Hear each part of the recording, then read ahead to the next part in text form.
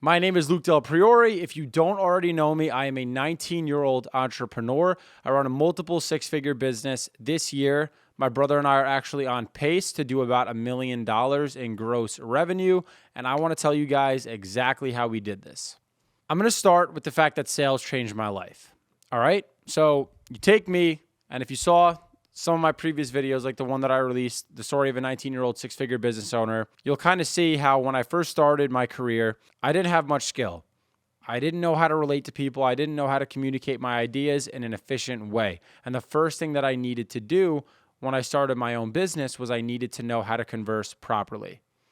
And I don't know about you guys, but for me, I was a C and a D student. I never really paid attention in class. I didn't read much. I didn't put in the work that I needed to as a young man to be in the position that I wanted to be at the age of 17, 18, and now 19 years old, making the kind of money that I wanted to make. So I decided I needed to smarten up. I started watching as many YouTube videos as I could, listen to as many audiobooks as I could, so that I could go about the acquisition of knowledge. Because I always say, you're either in one of two seasons. You're in a season of learning or you're in a season of earning. And early on in my entrepreneurial career, I was in that season of learning. So I'm learning how to sell. I'm reading different books. I'm learning how I can communicate my ideas to convince people to partner up with me, or even trying to convince a business owner to give me money to fulfill a specific service for them. And that's ultimately the skill that saved my life. And going down the rabbit hole and learning in depth how to sell and how to convince people to, really get a hold of a specific message was the one thing that gave me enough leverage to get people behind a specific cause. And it's likely why you're watching the video right now, right? So if you're a young guy or a young girl, let's just say you're between the ages of 16 and 27, 28 years old, you're a little bit lost, you don't have much guidance. I can promise you a good place to start is learn how to sell. There's a lot of skills out there: photography, videography, video editing, copywriting. So there's a million different skills, but one that the marketplace will always reward that is completely AI proof is sales. There's never going to be a robot that's better than one person speaking to another real human being on a Zoom call or in person or over the phone, explaining to them what a specific product or service does and why it might be valuable to their business. And guys, every business relies upon this. Do you understand? The world goes round because of sales. Someone sold you and convinced you to work the job that you currently work. Someone sold me and convinced me that starting a business would be a good idea. Maybe it was me convincing myself, but I sold myself on the idea that I was going to be able to get the job done.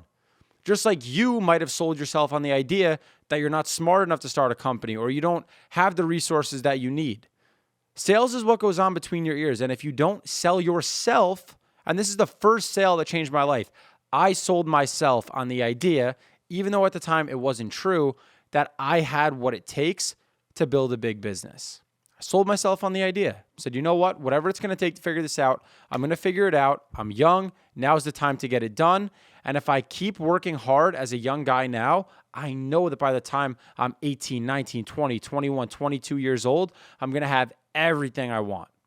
And as we scale, we enter that season of earning and acquiring the things that we wanted for our company. I'm very grateful to have that. But like I said, it started with sales. I had to convince myself, I had to sell myself on the idea that I could get the job done. And then what I had to do after I'd convinced myself is I had to convince my brother to partner up with me. And then I sold him on the idea of being my partner. And then after I sold Daryl on the idea of being my partner, we had to sell our first project. Because like many of you guys might know, or maybe you don't know, the business that we chose to build is called a local content creation marketing agency, where we take pictures and we shoot videos for local businesses, restaurants, chiropractors, solar companies, whatever it might be, in exchange for a monthly fee. So hypothetically, we would take $2,000 from the business and create 10 videos and 5 pictures, post them on their Instagram, Facebook, TikTok, YouTube, etc. Right? And we did this and we created this content and we posted for them in exchange for that monthly fee. But no matter what skill you have on the back end, which again, you do need, it's valuable, that's your back end support, every business is reliant to drive revenue upon marketing and then the sale. The sale is where all the money is made. The service is where all the money is kept. Does that make sense? If you're an excellent salesperson, if you have 10 businesses to present to or 10 consumers to present to, you have 10 opportunities to make a sale. If you're an elite level salesperson, let's say 7 out of 10 people buy the service. Now they're a client. Let's say you charge them a monthly fee for a specific service.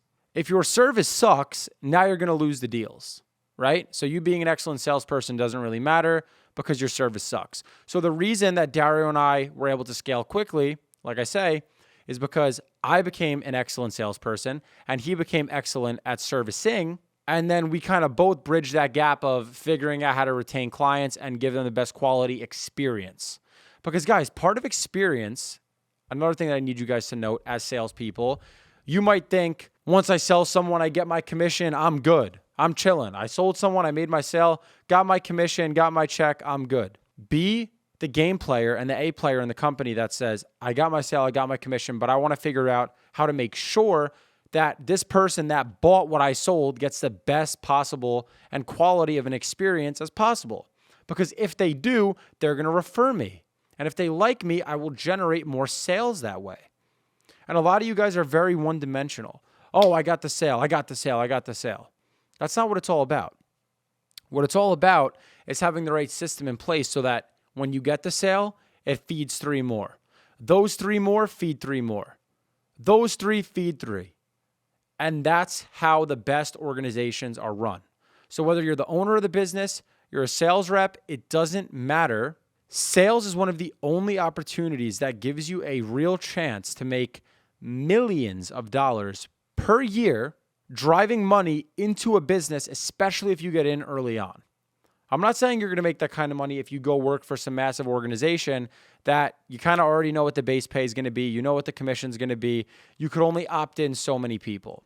But if you take a business from ground zero, and let's say you become a part owner, like my brother and I did 50-50, and you get someone that potentially built up a software, and it's a really good software, but they're a software guy at the end of the day. It's not their job to be the software guy and the marketing and sales guy. If you go to that software developer and you say, I want to help you take this thing and get it implemented to every business in this country, and you become the salesperson and manage the sales team behind that organization, that's when you guys both provide equivalent value, and that's when that thing's going to take off. So if you could get in on something early as a salesman, you're going to do very well. And it's funny, especially in America, I don't know how it is in other countries, salespeople get terrible reputations. Would you guys agree with that? Everyone watching the video, salespeople get terrible reputations. Why is that? Why is that? Why do salespeople have bad reputations? Why? Because regular people know that it's unpredictable. So your average consumer feels in their heart as though that salesperson needs to make this sale or they're not going to be able to pay their bills. That's one aspect of it. What's another aspect of it? Another reason people don't like salespeople is because they know those are people that are taking a real risk. And they actually subconsciously fear the potential that they have. Another reason is they fear they might actually end up buying. Some people get soft around salespeople and they feel like they get pushed over a little bit by the nasty and aggressive salespeople that then close them on something that they didn't want. Guys, there's a million stigmas. Be yourself and be your own person. Get out of your head that sales is a dirty industry to be in. Get out of your head that sales is a unpredictable career. What other fucking career, and I say this all the time, can you be in where you wake up and you have no money and you could go to bed with an extra $4,000 in your bank account? Potentially monthly, depending upon what industry you're in. Guys, it's a numbers game. You can make more money than doctors, lawyers, and people that went to school for 6, 8, 10, 12 years getting an education within a month of proper training if you're prepared to work your ass off. Because you know what? Sales is not rocket science. You got to call people. You got to set them up for meetings. You got to close deals. You have to make sure those clients are happy. But at the end of the day, if you can make this systematic and if you can become a savage at selling 1 or 2 things over and over and over and over and get really efficient at it, you can make a boatload of money. Mike's been working with me and my brother for a couple months now. He started as an electrician, making $2,000 a month, slaving, hard hours, hard labor, and he's now making over double that, close to triple that actually right now, as a salesperson within our agency. And I want you to expand. I want you to kind of tell everyone what that's been like, what the journey's been, how long it took you to get trained, how long it took you to become efficient, and what the whole process has been like working with us. So if you want to expand upon that, Mike, take it away. My name is Mike Mancusi. I've been working with Luke and Dario for about 4 months now. And this is just a little background about me. So right out of high school, I decided that college wasn't going to be the right fit for me. So I decided to go to trade school and try to become an electrician. When I started to work as an electrician, it wasn't too bad. It was a lot of physical labor, and my body really wasn't agreeing with me due to past physical challenges that I had to face. But I proceeded to work for about 8 months as an electrician. And every day, to be honest, I was absolutely miserable. I would come home filthy, I would come home beat up, and it really felt like that I had no true meaning to the world. Every day I went to work and I would get told what to do by people that I knew didn't have as much value as I could provide to the world. And I say that humbly, but I knew that I was worth more than the people that were telling me what to do, bitching me around, and it wasn't a good feeling. At about month 8 of working as an electrician, Luke and Dario both approached me. And to be honest, when they first approached me, I did not know what to expect.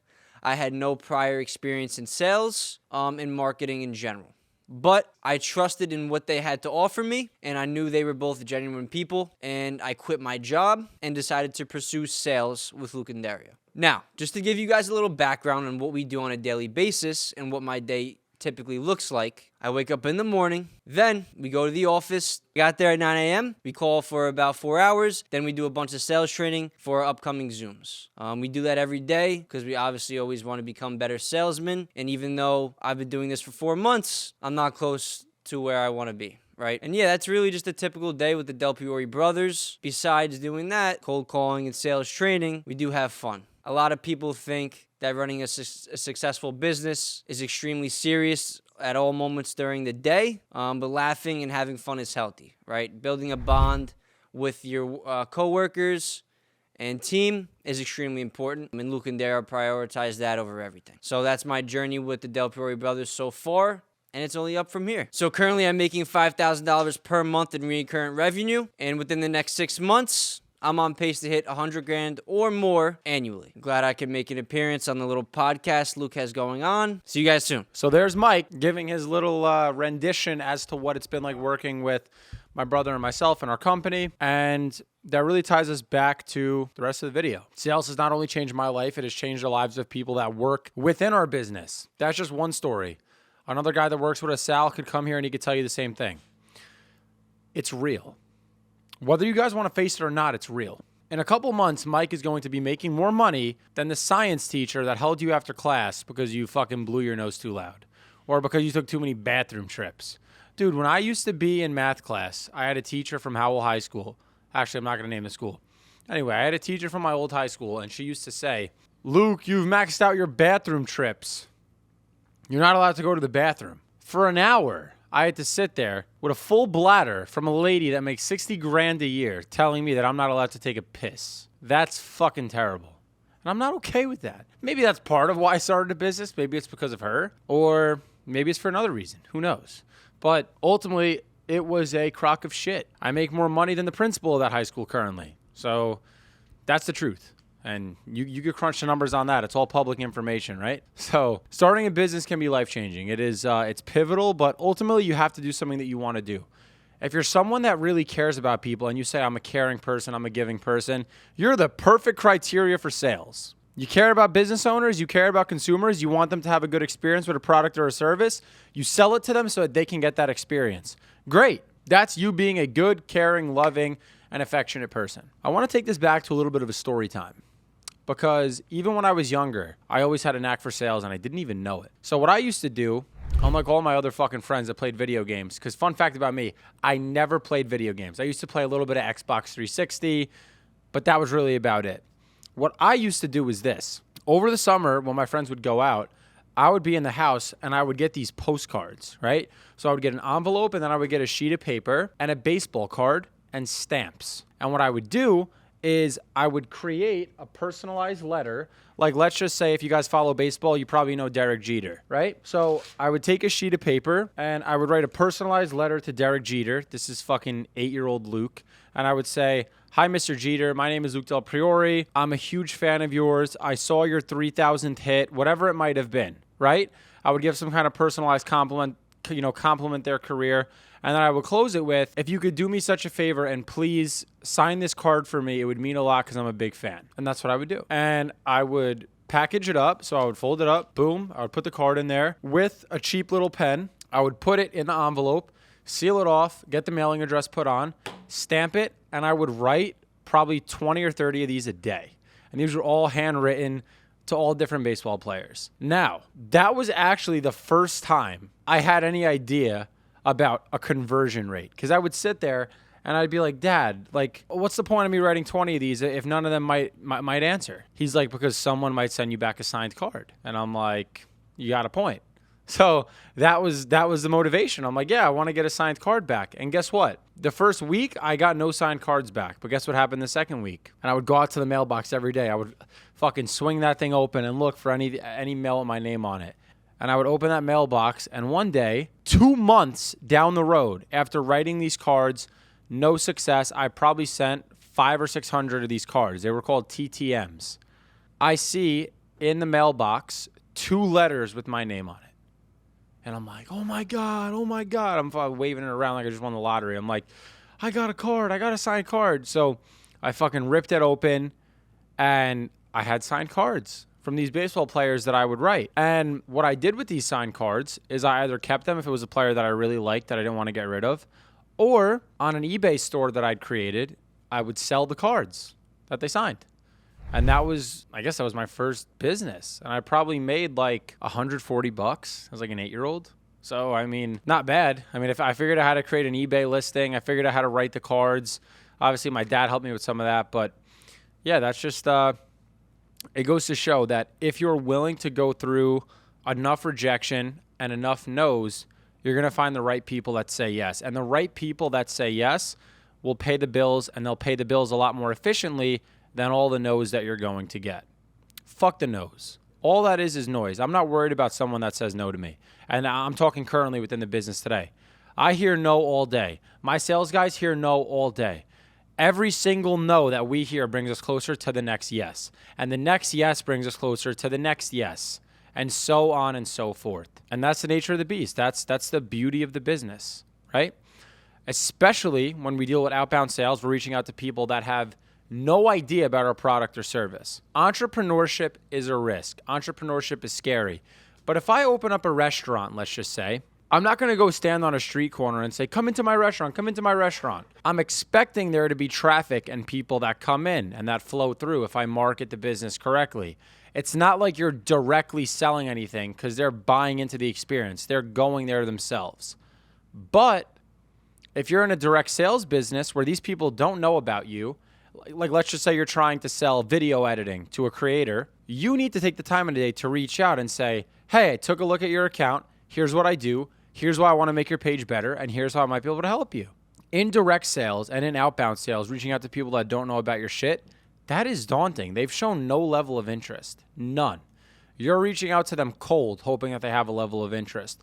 But what I want you to consider is this. Even though they currently don't have interest, you're one good phone call away from piquing their interest. You're one good email away from piquing their interest. You're one Instagram DM away from piquing their interest. And once you have their interest, that interest might pay you tens of thousands of dollars. It's paid me tens of thousands of dollars. Why wouldn't it pay you? If you put the work in, if you put the time in, and you really bust your ass, I promise you, you will have everything that you ever wanted. I promise. I promise. So, like I said, sales changed my life. Sales clearly, Mike, it's changed your life. I know if Sal was here, he'd say the same thing. And, you know, even on a small scale, any of the new guys that we bring in, I know they're going to experience it directly as well. Because we're taking people that have jobs either in a restaurant or really low-paying, hard labor jobs that don't have much direction, and they just fell into it as a result of not having any other alternative options. And we're making them wicked salespeople and giving them a clear understanding that, hey, if you really bust your ass and you keep your head down and you stick through all the no's, all the people that tell you it's not predictable, all the people that tell you that it's dangerous, and all the people that tell you that it's risky, and if you sell yourself on the idea that you're going to be a badass and a fucking great salesperson, you're going to make more money than all of them. You're going to blow them all out of the water. And then at that point, all they could do is this. He got lucky. It's pretty ironic that everyone in our organization gets lucky. I guess we just have everyone's eating their fucking Lucky Charms. Everyone's lucky. It doesn't make sense, right? It's not luck. It's numbers. If I call 100 people in a day, I might get 98 no's.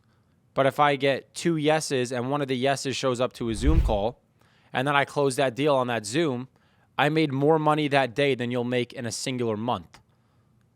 In a calendar month, I should say. So it's numbers. But most of you guys will quit after the 90th no. You're not going to go through those last 10 calls that might change your life. That's where people fear the lack of predictability. But if you know it takes a certain number of calls to get a certain number of appointments or a certain number of emails, it's your fault for not doing the output. It's your fault for not having the volume. Sales is predictable if you can show up for yourself. You guys would rather show up to a job, get told, here's what you do, here's what you do, here's what you do. Yes, boss, do it, do it, do it. Shifts over, clock out, get your check. Get here at this time. Here's what you have to do. Here's what you have to do. Here's what you have to do. Yes, yes, yes. Clock out, check out. Guys, versus the guy that says, I don't want any of your money. I want to make you money. I want to help your business make more money. And then I just want a percentage of what I help you drive. Let's work on a fair percent. Guys, as a business owner myself, and maybe some of you people that are watching are business owners, tell me that pitch is not badass. You know that person stands on what they believe in. Every single person that we bring into the agency is based off of a commission, because I'd be damned if I put someone on a salary to bullshit, to not make calls, to not work hard, to not try hard, to not want to scale in the organization, and to not care, because what does that do for them personally? It gives them reward without any real earning. It gives them reward without any real thick skin being built. It takes a while to get your first deal. It takes a while to get your second deal. Once you get your first couple deals, that's when things finally start picking up. But the majority of companies, especially if you work for a big business, you'd rather go get a job at Walmart for $800 a week when you could go get a sales job and make $3,000 a week if you're a top tier salesperson. So fix what you got going on between the ears. If you guys have noise around you, whether it's from your parents, your grandparents, your spouse that tells you, no, don't get a job in sales, it's not right for you. Come on, think about our family. We need something that's predictable. We need a house. We need this. We need that. Guys, block out all the noise. The idea that sales is not predictable is a weak man's mindset or a weak woman's mindset. All right? And it's likely that you're never going to get that advice from people that make a lot of money. Because like I said, if you look at any business and you look at all the products in your house, every single one, that shower that you step into every day and take a hot shower in, a contractor had to come in and build. And you know what he had to do first? He had to sell your parents, if you still live with your parents, on the idea that that was going to be, that he was going to be the right guy to get the job done, to build that shower. The house that you live in was built by a home building company. The home building company needed to win that contract and get that deal to build the home. Do you understand? Sales keeps the world going round. So drown out all the noise. Understand that the most successful people started in sales. And if you haven't, you got to get a jump on it. And if you're considering a job working with myself and working with my brother in our company directly, I would love to have a conversation with you. So either comment on this video, send me a direct message on Instagram at Luke_Del Priore. And I'd love to have a little conversation, see where you're at, and see if maybe getting you into the business would be a good fit. Because I'm one of the only people on the internet, like I always say, that has absolutely nothing to sell you. I'm just exclusively focused on building a real business, and I want to get as many people involved as I can. All right? So thanks for watching. I appreciate it. Do not forget to like, share, follow, subscribe for more content like this, and I hope to see you in the next video. Peace.